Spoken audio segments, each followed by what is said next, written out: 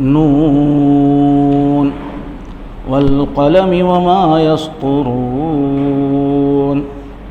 ما أنت بنعمة ربك بمجنون وإن لك لأجرا غير ممنون وإنك لعلى خلق عظيم فستبصر ويبصرون بأيكم المفتون إن ربك هو أعلم بمن ضل عن سبيله وهو أعلم بالمهتدين فلا تطع المكذبين ودوا لو تدهن فيدهنون ولا تطع كل حلاف مهين هماز مشاء بنميم مناع للخير معتد أثيم عتل بعد ذلك زنيم أن كان ذا مال وبنين إذا تتلى عليه آياتنا قال أساطير الأولين سنسمه على الخرطوم صدق اللہ العظیم۔ شروع کرتا ہوں اللہ کے نام سے جو بڑے مہربان ہیں، نہایت رحم والے ہیں۔ نون، اور میں قسم کھاتا ہوں قلم کی اور اس سے جو لکھا جا رہا ہے۔ آپ کے رب کی نعمت اور کرم سے مجنون نہیں ہیں، پاگل نہیں ہیں، اور بے شک آپ کے لیے کبھی ختم نہ ہونے والا لازوال اجر ہے، ثواب ہے، اور بے شک آپ عظیم اخلاق کے حامل ہیں۔ جلد ہی آپ بھی دیکھ لیں گے اور یہ مخالفین بھی دیکھ لیں گے کہ تم لوگوں میں سے کون فتنے میں پڑا ہوا ہے۔ بے شک آپ کا رب وہ زیادہ اچھا جانتا ہے کون اس کے راستے سے گمراہ ہو گیا ہے، اور وہ زیادہ جانتا ہے ہدایت والے کون ہیں۔ بس آپ جھٹلانے والوں کی بات نہ مانیے۔ وہ چاہتے ہیں کہ آپ کچھ نرمی کریں تو وہ بھی ڈھیلے پڑ جائیں۔ آپ بات نہ مانیے ہر ایسے شخص کی جو بہت قسمیں کھانے والا ہے، ذلیل ہے، اشارے کرنے والا اور چغلیاں کھانے والا ہے، اور بہت زیادہ کنجوس ہے، ہر نیکی سے بہت روکنے والا ہے، ظلم و ستم میں حد سے بڑھنے والا ہے، بہت گناہوں کا عادی ہے، بہت جھگڑالو ہے، اور اس سب کے بعد یہ کہ اس کا نسب ثابت نہیں ہے، زنا کی اولاد ہے، محض اس وجہ سے کہ وہ مال والا ہے، اولاد والا ہے، وہ آیتوں کا مذاق اڑاتا ہے۔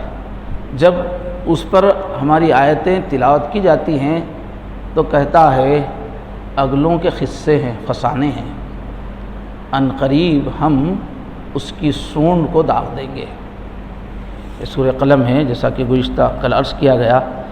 جب حضور نے علی الاعلان دعوت شروع کی، اس کے بعد میں مخالفت جب بہت تیز ہو گئی مکہ کے سرداروں کی، اس وقت کی صورت ہے، اور ان کے اعتراضات کا جواب دیا گیا ہے۔ تو کل ابتدائی 4 آیتوں کی تشریح ہو چکی ہے۔ اس میں کہا گیا تھا کہ یہ آپ کو کہہ رہے ہیں کہ پاگل ہے، مجنون ہے، تو اللہ تعالیٰ نے جواب میں پیش کیا کہ یہ قرآن جو آپ پیش کر رہے ہیں کتنا اعلیٰ کلام ہے، کیا کوئی پاگل ایسی باتیں کرتا ہے کیا؟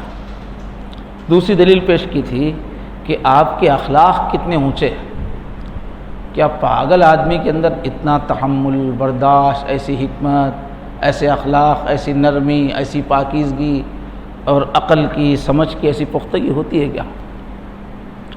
اس کے بعد جو ہے آج کی آیت ہے فَسَتُبْصِرُ وَيُبْصِرُونَ بِأَيِّكُمُ الْمَفْتُونُ۔ آپ بھی کچھ عرصے بعد دیکھ لیں گے اور ان لوگوں کو بھی اچھا نظر آ جائے گا کھلی آنکھوں سے کہ فتنے میں کون پڑا ہوا ہے۔ پاگل کون ہے، آزمائش میں کون پڑا ہوا ہے۔ تو یہ کہتے تھے اس کی کل زیادہ تشریح نہیں ہوئی کہ وہ لوگ مجنون کیوں کہتے تھے، اس کا جواب تو کل بیان کیا گیا، لیکن کفار جو مجنون کہتے تھے تو کچھ مفسرین نے کہا کہ جب وحی آتی تھی تو اس کے آثار حضور کے جسم پر بھی ظاہر ہوتے تھے، پسینہ آ جاتا تھا اور ایک بوجھ محسوس ہوتا تھا، تو یہ کیفیت کفار کو سمجھ میں نہیں آتی تھی کہ یہ کیا ہے، تو اس کو انہوں نے سمجھا کہ یہ بھی ایک پاگل پن کی ایک قسم ہے۔ کچھ مفسرین نے کہا کہ نہیں، اللہ کے نبی صلی اللہ علیہ وسلم جس قوت سے لوگوں کو بت پرستی سے روک رہے تھے، شرک سے روک رہے تھے، یہ بات جو ہے مکے والوں کو سمجھ میں نہیں آتی تھی، اس لیے کہ پوری قوم بت پرستی میں ڈوبی ہوئی ہے، بلکہ پوری قوم کا سارا کاروبار، ان کی معاش سب بت پرستی پہ ہی تھی۔ مکے میں جو بت پرستی ہو رہی تھی اسی وجہ سے پورے عربستان میں مکے والوں کی تجارت چلتی تھی، پوری زندگی اسی پر تھی۔ اب جو ہے پوری قوم جس میں یہ اب اکیلے مورتی پوجا کے خلاف بول رہے ہیں، اتنی قوت سے بول رہے ہیں، اتنے جوش سے بول رہے ہیں، ساری دنیا کے مقابلے میں اکیلے کھڑے ہو گئے ہیں، تو یہ بات ان کو سمجھ میں نہیں آتی تھی کہ اچھا خاصا آدمی ایسا کیسے کر سکتا ہے۔ اور ایک مفسر نے بڑی اچھی بات لکھی ہے کہ اللہ کے نبی جس درد سے عذاب کی بات کرتے تھے کہ دیکھو اللہ کا عذاب آ رہا ہے، آنے ہی والا ہے، ایسا حضور بیان کرتے تھے کہ بس ایسے ابھی عذاب پھٹ کے آ جائے گا، اس لیے کہ عذاب کا یقین تھا، بہت تڑپ کے بات کرتے تھے، روتے ہوئے بات کرتے تھے، درد سے بات کرتے تھے، جیسے ایک آدمی آگ میں جا رہا ہے تو اس کو کھینچتے ہوئے جیسے آدمی تڑپ کے بات کرتا ہے۔ تو ان کو سمجھ میں نہیں آتا تھا کہ یہ عذاب آخر آئے گا کہاں سے، یہ ایسا بول رہے جیسے اپنی آنکھوں سے عذاب کو دیکھ رہے ہیں، آپ کے لب و لہجے میں جو قوت تھی تو جو یقین تھا، آ رہا ہے عذاب، آ رہا ہے عذاب، بچاؤ اپنے آپ کو۔ اور جو بات چیت میں جو بے چینی تھی، جو بے قراری تھی، اور لوگوں کو سمجھاتے ہوئے جو درد آپ کی زبان سے ٹپکتا تھا، جو شفقت ہوتی تھی، جس کو قرآن میں اللہ نے فرمایا لعلک باخع نفسک علی آثارہم ان لم یؤمنوا بہذا الحدیث اسفا، لگتا ہے آپ ان کے پیچھے اپنی جان بھلا دیں گے، آپ اتنا آپ تڑپ کے بات کرتے ہیں کہ اگر اتنی مرتبہ جاتے ہیں آپ، لگتا ہے آپ اپنے آپ کو ہلاک کر دیں گے، اللہ تعالیٰ نے روکا کہ آپ اتنا کیوں تڑپ رہے ہیں۔ تو یہ جو حضور کی کیفیت تھی، اس سے لوگ متاثر ہو جاتے تھے، عوام سننے والے دیکھنے والے متاثر ہوتے تھے۔ تو اب یہ سرداروں سے برداشت نہیں ہوتا تھا کہ بھائی لوگ متاثر ہو رہے ہیں ان کے اس یقین سے، ان کے درد سے، اب لوگوں کو کیسا سمجھائیں۔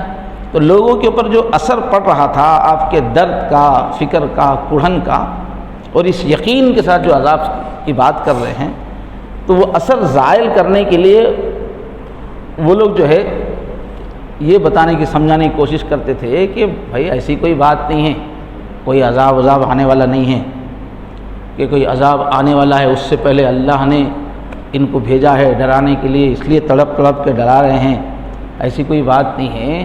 یہ جیسے بعض لوگوں کو مال خولیا ہو جاتا ہے، ایک ہی رٹ لگاتا رہتا ہے آدمی، بعض وقت ایک ایسی بیماری لگتی ہے کہ ایک ہی جملہ بولتے رہتا ہے، مال خولیا بولتے ہیں اس کو، تو بولے کہ جس طرح سے وہ بیماری ہے نا، یہ آدمی کو ایسی بیماری لگ گئی۔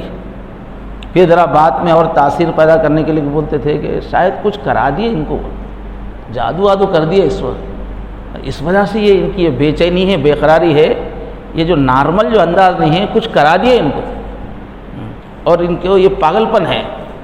اس طرح سے وہ لوگوں کے اوپر جو اثر پڑ رہا تھا حضور کی فکر کا، درد کا، اس کو زائل کرنے کی کوشش کرتے تھے۔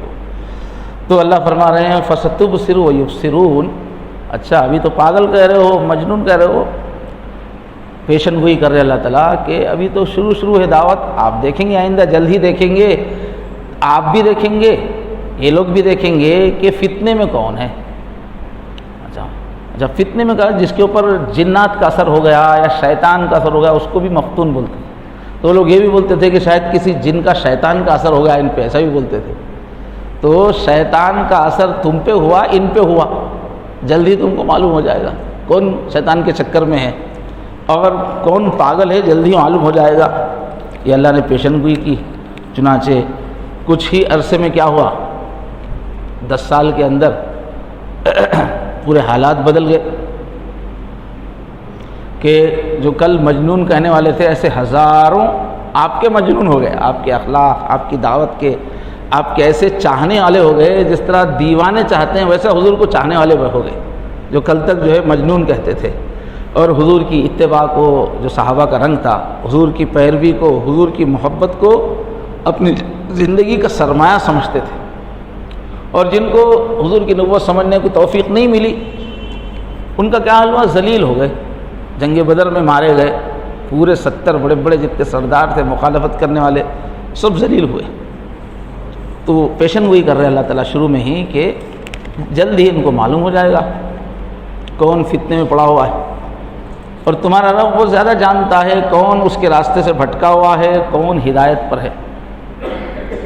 اب آگے فرمانے ہیں فلا تطع المکذبین، یہ جو جھٹلانے والے ہیں، یہ جو شور کر رہے ہیں، ہنگامہ کر رہے ہیں، دباؤ ڈال رہے ہیں، آپ ان کی بات کا اثر مت لیجئے۔ ودوا لو تدہن فیدہنون، اصل میں یہ لوگ یہ سب ہنگامہ کر کے چاہ رہے ہیں کہ کسی طرح آپ اپنی بات میں ذرا نرمی کریں، آپ جو مورتی پوجا کے خلاف سختی سے بولتے ہیں یہ چھوڑ دیں۔ تو پھر وہ بھی مخالفت چھوڑ کے، بڑے خاندان کے ہیں، پورا بھونچال مچا ہوا ہے، وہ بھی ایسا نرم پڑنا چاہ رہے ہیں، وہ بھی اپنی کمر سیدھی کرنا چاہ رہے ہیں، لیکن آپ جتنی قوت سے توحید کی بات کر رہے ہیں اس سے وہ لوگوں کو سمجھ میں نہیں آ رہا ہے۔ وہ چاہتے ہیں کہ آپ تھوڑا ہلکی، تھوڑا مساہلات کر لیں، کچھ مان لیں آپ تھوڑی ان کی بات بھی، تو پھر ان کو بھی۔ تو کئی مرتبہ حضور سے آ کے کہا بڑے بڑے سرداروں نے مل کے کہ آپ ہمارے پورے عربستان میں سب سے اعلیٰ خاندان کے فرد ہیں آپ، اور آپ کی محبت پوری عرب قوم کے اندر ہے، آپ ایسے آدمی ہیں کہ اگر آپ کوئی بات چلائیں تو پوری قوم آپ کے پیچھے آ جائے گی۔ دیکھیے ہمارا ملک کس حال میں ہے، ہماری عرب قوم کس حال میں ہے کہ ایک طرف جو ہے رومیوں کا قبضہ ہے عرب کے علاقوں پہ، ایک طرف ایرانیوں کا قبضہ ہے، ہم غلام بنے ہوئے ہیں، اور ہمارے اندر جو ہے لڑکیوں کو زندہ دفن کر دیتے ہیں، قتل ہے، فساد ہے۔ آپ کوئی ایسی بات لے کے چلیے جو ہماری غربت کی بات آپ لے کے چلیے، غریبوں کو دور کریں گے، یا کہ جو اختلافات ہے، قبیلے لڑ رہے ہیں، اس کی بات آپ لے کے چلیے، یا سماجی اصلاح کی بات لے کے چلیے، جو برائیاں ہیں، شراب ہے، جوا ہے، اور اس میں ہم لوگ سب ساتھ دیں گے آپ کے۔ لیکن آپ یہ سب چھوڑ کے یہ مورتی پوجا چھوڑو بول رہے ہیں آپ، ایک اللہ بول رہے ہیں۔ ہمارا تو پورا مکہ قائم ہے مورتی پوجا پہ، کعبے کے اندر مورتیاں رہنے کی وجہ سے ہی تو سب جاترا کے واسطے آتے ہیں، اور ہماری کاروبار چل رہا ہے۔ ہماری تو ہم مورتی پوجا چھوڑ دیں گے تو پورے عربستان میں ہمارا پوزیشن ختم ہو جائے گی، سارے قبیلے ہم کو اٹھا کے پھینک دیں گے۔ آپ یہ ایک بات چھوڑیے، باقی ہر بات کیجیے۔ حضور نے کہا ایک مرتبہ ایک بات سنو، تو ابو جہل نے کہا ایک بات نہیں محمد، ہم آپ کی 100 بات سنیں گے، 100 باتیں ہم آپ کی سنیں گے، مگر یہ ایک بات مت بولو آپ۔ تو اللہ وہی کہہ رہے ہیں کہ یہ اتنا زور اس لیے ڈال رہے ہیں، یہ چاہ رہے ہیں کہ آپ تھوڑا ان کی مورتیوں کو تھوڑا مان رہے ہیں۔ بعض لوگ بولتے تھے آپ خالی ذرا ہاتھ رکھ دیجیے، پوجا ووجا کرنے کی ضرورت نہیں، ہماری ایک مورتی پہ ہاتھ رکھ دیجیے، یہ ذرا چل جاتا، زبان سے مت بولیے مگر اشارہ کیجیے۔ لیکن تھوڑی بھی مداحنت حضور نہیں کر رہے تھے، پوری قوت سے مورتیوں کے خلاف بول رہے تھے آپ۔ تو شرک سے روکنا آپ چھوڑ دیں۔ حضرت ابن عباس رضی اللہ عنہ نے فرمایا، قرطبی نے اس کو نقل کیا کہ وہ لوگ چاہتے تھے کہ آپ یہ شرک سے روکنا چھوڑ دیں، مورتی پوجا سے چھوڑ دیں، تو وہ لوگ بھی آپ کو تکلیف پہنچانا چھوڑ دیں گے۔ اس پہ تفسیر میں مسئلہ لکھا ہے کہ کفار سے کوئی ایسا سودا مسلمانوں کے لیے کرنا جائز نہیں ہے، حرام ہے کہ ہم تم کو کچھ نہیں بولیں گے، تم ہم کو کچھ نہیں بولنا۔ یہ مداحنت فی الدین ہے، یہ حرام ہے۔ تفسیر مظہری میں مولانا مفتی صاحب نے نقل کیا ہے۔ تو بغیر کسی استرار کے ایسا معاہدہ جائز نہیں ہے۔ اب یہ بات ہندوستان کے مسلمانوں کو غور کرنے کی ہے۔ ہم لوگوں کی پالیسی یہی چل رہی ہے، تمہاری مورتی پوجا کے بارے میں ہم کچھ بھی نہیں بولیں گے، گنیش نکلنے دو، کچھ بھی ہونے دو، ہم کچھ بھی نہیں بولیں گے، تو ہم کو کچھ نہیں بولو۔ ایسی بہت سارے لوگوں کی پالیسی ہے، اس کی اجازت نہیں ہے۔ بحیثیت قوم مورتی پوجا کے بارے میں ہم کو بولنا ہے، ہمارا کام ہے۔ نہیں وہ کرے تو یہ ہوتا، وہ ہوتا، یہ ہوتا، ڈر کے اگر نہیں بولیں گے تو مداحنت ہے۔ ہاں، یہ بہت بڑا جرم ہو رہا ہے مسلمانوں سے۔ بہت سارے لوگوں سے ہو رہا ہے. ڈائریکٹ یہاں شرک کا ہی مسئلہ چل رہا ہے. حضور کو اللہ بول رہے کہ آپ کمزوری مت دکھائیے شرک کے بارے میں. وہ لوگ اتنا ہی چاہتے تھے آپ سب باتیں بولیے, ذرا یہ مورتی پوجا کے بارے میں مت بولیے. اگر ہماری وہی پالیسی ہے تو پھر ہماری پالیسی قرآن کے مطابق نہیں ہے, سوچنے کی بات ہے. تو بہرحال مداہنت جائز نہیں ہے. اب آگے جو سارے مشرکین کی بات نہیں ماننے کی بات تھی, اس کے بعد پھر ایک سردار کی طرف اشارہ کیا, فلا ولا تطع كل حل. دیکھیے ٹائم تو نہیں ہوگا, 15 منٹ, ہاں 15 منٹ ہو گئے.